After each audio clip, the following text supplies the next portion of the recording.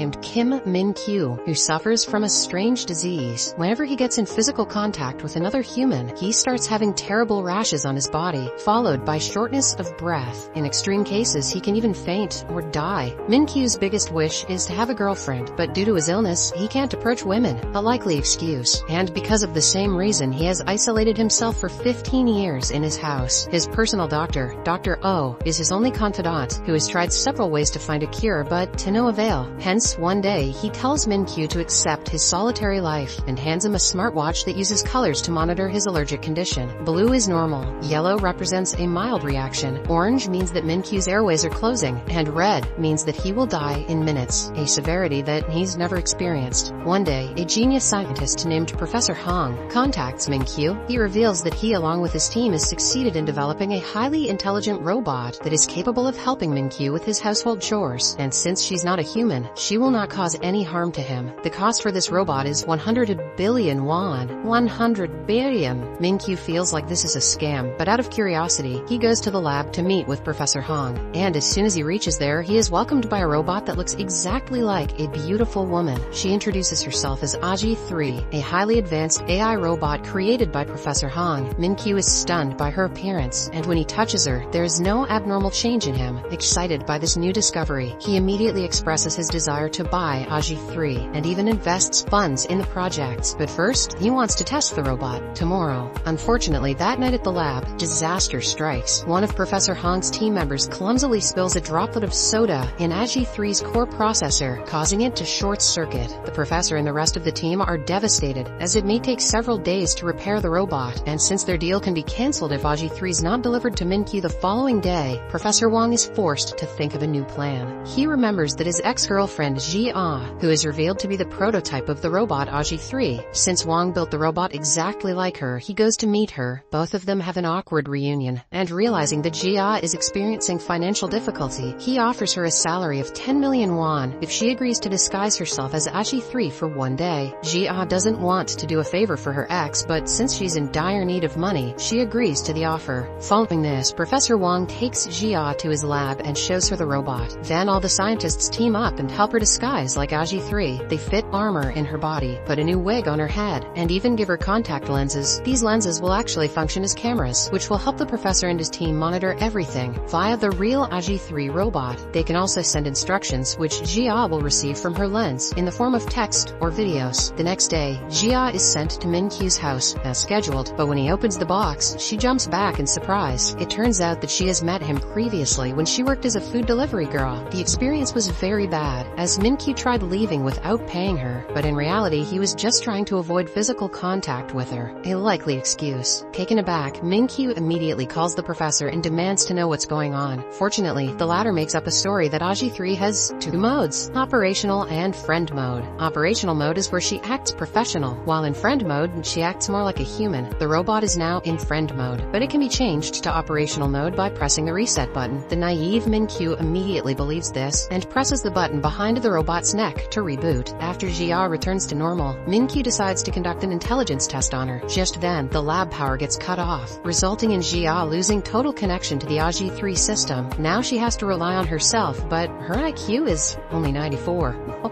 At first, Ji-ah is asked to unlock a box whose password can only be found by solving a complex calculus within 3 minutes. Obviously, she doesn't know calculus, so she simply breaks the box open, which takes Min-kyu by surprise. Then she is asked to peel an egg without using tools within 10 seconds. Having worked in restaurants previously, she easily completes this task. Min-kyu is really impressed, so he praises the robot for being smart and creative. Ji-ah, who has never been praised for being smart, gently smiles. Meanwhile, the lab electricity also comes back on, but when they connect to Ji-ah's lenses, they're shocked to see her yelling at Min-kyu. She's accusing him of being a pervert. It turns out that Ji-ah is outraged to find him staring at her chest, which he notes is bigger than it was the day before. He wants to open her up to check the battery pack and extends his hand to her chest. A likely excuse. The professor drops to his knees in horror and is barely able to answer when Min-kyu phones. "Who are you trying to deceive right now?" Min-kyu demands, but they're relieved when he actually only accuses them of using cheap batteries, making making AG3's chest swell up. Hong stutters for a while and lies that he simply upgraded AG3's battery pack. He also warns Min-kyu to not touch her chest. Just don't do that. After hanging up, Min-kyu proceeds to have his medicine, but he suddenly chokes. He drops on the floor and starts to convulse, but fortunately, Jia helps him by patting his back. As Min-kyu comes back to his senses, he stares at the robot with astonishment. When he inquires why she helped him without any orders, Jia replies that she can do many things. After this, the two have physical contact for the first time, but surprisingly, Min-kyu does not experience any allergic reaction. Finally, at the end of the day, Jia is brought back to the lab. Professor Hong scolds her because she was almost exposed, but Jia is annoyed because she believes that she did a good job. Frustrated that she is never appreciated, she storms out of the place. Soon, the professor receives unpleasant news that the special part they'd ordered for AG3's repair was mistakenly sent to Africa, and it is now at least 2 weeks away. To make matters worse, Min-kyu also calls him at that exact moment and reveals his desires to take AG3 for a month. He wants to, deep learn the robot and make it fully functional according to his needs. Left with no options, the professor calls Jia again and requests her to disguise as the robot for some weeks. This time he praises her and offers an even larger sum, because of which she agrees right away. Then Professor Hong explains that from now onwards, until the real AG3 is repaired, Jia will have to work at the mansion, and every night she will be returned to the lab for recharging. Unfortunately, the very next day at work, Jia experiences explosive diarrhea.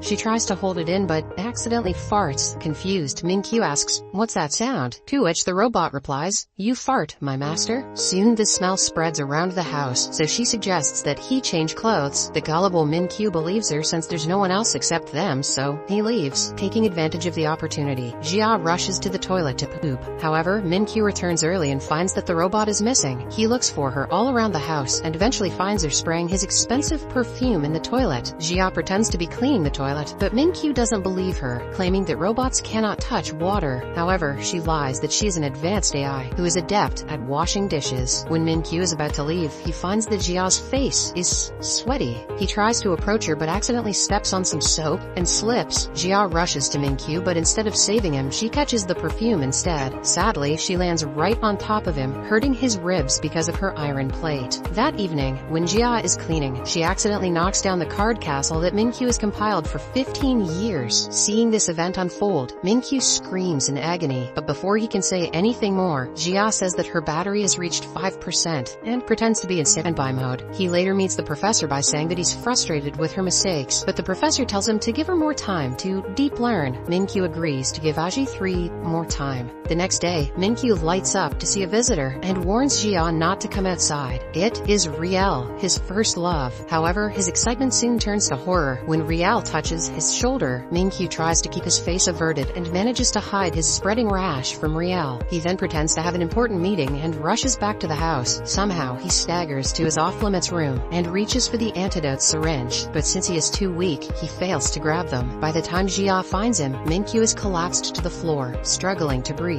Just then, the scene flashes back to when everything was normal for Min-kyu, back to the times when he didn't have an allergy to human touch. Little Min-kyu's parents cheer him on as he builds his very first house of cards. When it topples down, Dad chases away his disappointment with some cool card tricks. In another memory, everyone gathers for Min-kyu's birthday party. On the drive home, the entire family plays word games, but unfortunately, as Dad rolls down his window, one of the birthday balloons gets in his face, and their car gets caught in the path of an oncoming truck. Min-kyu next wakes up in the hospital, sobbing for his parents, both of whom were killed in the crash. I'll never look at balloons the same way again. During the day, several relatives visit him and try to become his legal guardian. The main motive is to inherit his parents' money, but when Min-kyu enters the bathroom and checks his pockets, he finds a mysterious message which reads, "Don't sign anything." Later that day, a friend of his named Yu Chul approaches him and hands him an adoption paper. Yu Chul mentions that his father sent him, and that it would be great if Min-kyu could be his brother. Min-kyu thinks for a while and eventually signs the adoption papers. Thrilled, Yu Chul grips his friend's hand to give him support, but when Min-kyu looks down, he notices Yu Chul's hand turning into monstrous claws. Terrified, Min-kyu runs away screaming, while strange blisters start forming on his hands where Yu Chul touched him. After a while, Yu Chul returns to his father and hands him over the adoption papers, saying that the task has been completed. But when the father goes through the last page, he sees "son of a bitch" written in place of Min-kyu's signature. With this, he realizes that the kid simply wants to be left alone. Elsewhere, little Min-kyu returns to his dark, empty mansion, and from that day onward, Afterwards, he lives away from other humans. Feeling betrayed by everyone, he starts despising other humans, hence resulting in the allergy. To make matters worse, as he grows up, no one knows about his allergy except his personal doctor. Back in the present, Min-kyu jolts awake with Jia beside him. He tells her that he was dreaming of people stabbing him in the back. However, he's surprised to find that he's in totally normal condition, with not even a mark on him. Hence, he squishes Jia's cheeks, seemingly grateful that she gave him the injection. As their relationship deepens, Jia and Min-kyu spend more time together and get even closer. One day, Min-kyu asks her to accompany him on a date with Riel. The date doesn't go too well, and as Riel stands to leave, she suggests that they shake hands as friends. Reluctantly, Min-kyu takes her hand, which results in his allergy kicking in. Soon, he starts having labored breathing, and by the time he grabs his syringe, he is caught in two minds, whether to use it or not, as he is tired of his miserable life. Just then, his smartwatch starts beeping faster, and he eventually drops the syringe. Fortunately, Jia arrives and brings him to his senses. She sits next to him, and when Min-kyu looks at her, his reaction lessens and the monitor returns to normal. It appears as if he is completely recovered, even without the syringe. Shortly after, the two decide to return back to the apartment, but when they are turning a corner, Min-kyu accidentally collides with a gardener and falls down. The latter immediately grabs Min-kyu to check if he's alright, but surprisingly, the allergies don't kick in. Seeing this, he tries to test himself by joining large crowds, something he hasn't done in 15 years. Later, as the two venture out, a child bumps Min-kyu's hand, but again, nothing happens. Then the two join a crowd to watch an outdoor performance where Min-kyu jumps when the person next to him grabs his hand for the wave. A check of his monitor shows that all is well. As a result, Min-kyu's eyes fill with tears, and he softly says, "I'm finally cured." Following this, he walks to a quiet spot and calls his personal doctor, Dr. O.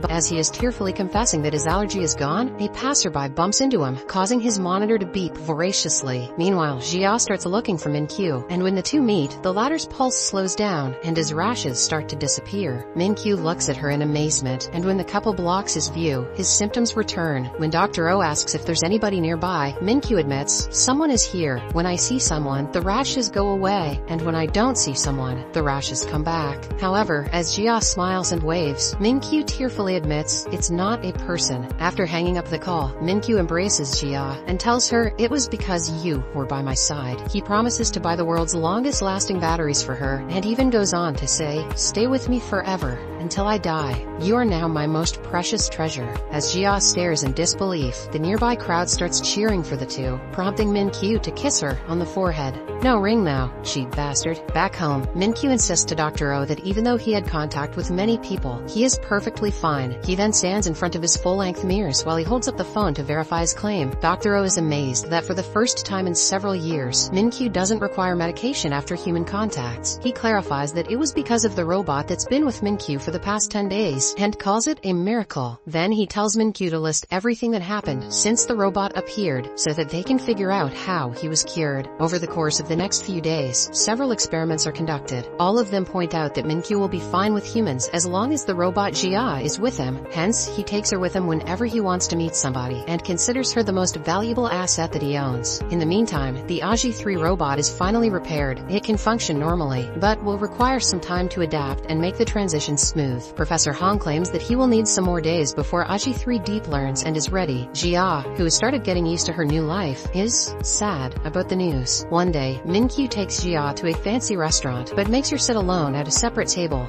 Then he warmly receives Riel and her father. As the three interact, a clearly upset Jia looks on. After a while, when Min-kyu comes to collect her, she ignores his hand and leaves on her own. This goes on for a while. Min-kyu is safe only when Jia is around, but one day, everything changes. When he is alone, Min-kyu pulls into a gas station and opens his trunk where credit cards and cash are at the ready. When the attendant returns his card, he brushes against Min-kyu's finger, but the latter is too distracted to notice and simply drives away. However, after just a few minutes, he realizes that he touched the attendant's hand and checks himself for a rash. Surprisingly, Min-kyu finds nothing, and his monitor also shows that he's normal, even though he's alone. So, he arranges a meeting with his personal doctor. On reaching the hospital, Min-kyu hugs a speechless Dr. O and thanks him for his hard work the last 15 years, indicating that he has finally been cured completely. After he calms down, the doctor inquires if something made him happy, and Min-kyu answers that he finally understands love. As expected, Dr. O assumes that Min-kyu is talking about Riel, so he suggests that he also thank AG3. He then tells Min-kyu that he can send AG3 away now, explaining that Min-kyu became attached to the robot because she was his first friend in 15 years. But now that he's cured completely, he can get more happiness from an attachment made to a human. Min-kyu protests that AG3 made him happy, but Dr. O calls it an illusion. He wants Min-kyu to experience the touch of someone he truly loves. That evening, a depressed Min-kyu approaches Professor Hong and reveals that he is in love with the robot AG3. Hong finds it understandable that Min-kyu has become obsessed with the first friend he made in 15 years, the one who is also responsible for his cure. Min-kyu then confides that AG3 makes him feel alive, but Professor Wong reminds him that they're talking about a robot, which was pre-programmed. Hearing this, Min-kyu admits that he is going crazy, and with teary eyes he begs the professor for a solution. The following day, Wong comes to Min-kyu and tells him that there's one way. He proposes that they reset AG3, as this way she will forget everything and help him move on. Min-kyu is devastated, but he knows that this is the only way. Later that day, Jia also hears the news. Heartbroken, she dresses up as AG3 for one last time. The next time we see her, she stands in front of Min-kyu in his house, as snow falls outside. He takes her for a walk, for one last time, and returns to the mansion. They finally face each other, and Min-kyu tells her that the things he showed her today are parts of the everyday life that she gave back to him after 15 long years. Min-kyu then thanks her for being so many things to him, including his friend and his cure, and he apologizes again. Jia struggles to hold back tears as she expresses how thankful and sorry she is too. She only hopes that he can be happy in the coming days. Min-kyu stares at her, and as a tear falls, he manages to calmly order AG3 into operation mode. After this, he announces that he's about to reset her, prompting Jia to remind him that all of their memories will be permanently deleted. Despite this, Min-kyu agrees to proceed. But before he can press the button, he takes out his mother's necklace and places it around Jia's neck. He then embraces her and hits the button before inputting his final message, "I love you."